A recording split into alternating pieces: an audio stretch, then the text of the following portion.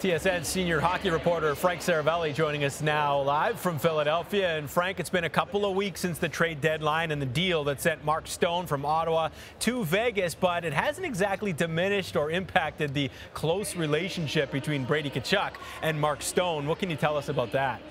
No, it hasn't at all, Glenn. In fact, those two have kept in touch every single day. Brady Tkachuk telling me this morning at the morning skate that they've continued to talk. And so it's been a little bit difficult for Brady Tkachuk to cut the cord, but you think about all that Mark Stone has done for Brady since the start of this season, taking him into his house with his girlfriend Haley, really nurturing him, showing them the ropes this season in the NHL, both on and off the ice. These two guys spend an incredible amount of time together, both at home and on the road. And so finally in 2019 in January, when the calendar turned, Brady Tkachuk moved out and on his own, and since then he's moved on his own, of course, on the ice as well, with Mark Stone not being here. He understands that it had to come at a certain point. Everyone had heard the trade rumors, but you think back to the emotional goodbye that they had 2 weeks ago. He said it was really tough, a situation saying goodbye to Mark Stone. So of course, as I said, they've kept in touch, but moving forward, it seems like Brady Tkachuk has certainly found a way to fill that void on the ice as well, now being without his mentor and close friend, someone that he really looked up to.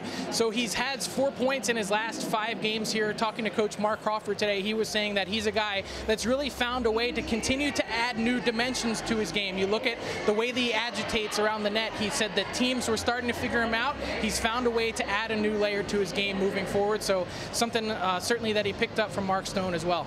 So Tkachuk learned quite a bit from Mark Stone, the way it sounds. Is there anything that Tkachuk, taught Mark Stone in any way, Frank?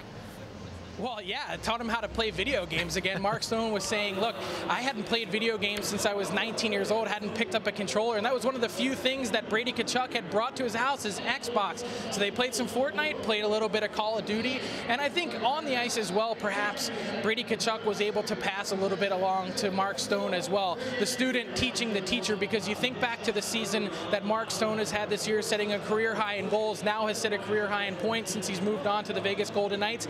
You think to the return that Pierre Dorion was able to get from Mark Stone, and also Ryan Dzingel and Matt Duchene. That doesn't happen without these guys having career years. So adding a guy like Brady Tkachuk, the 4th overall pick, certainly adds a shot in the arm to the Sens lineup and gives a guy like Stone something to play for in what started out to be a tough season for this team.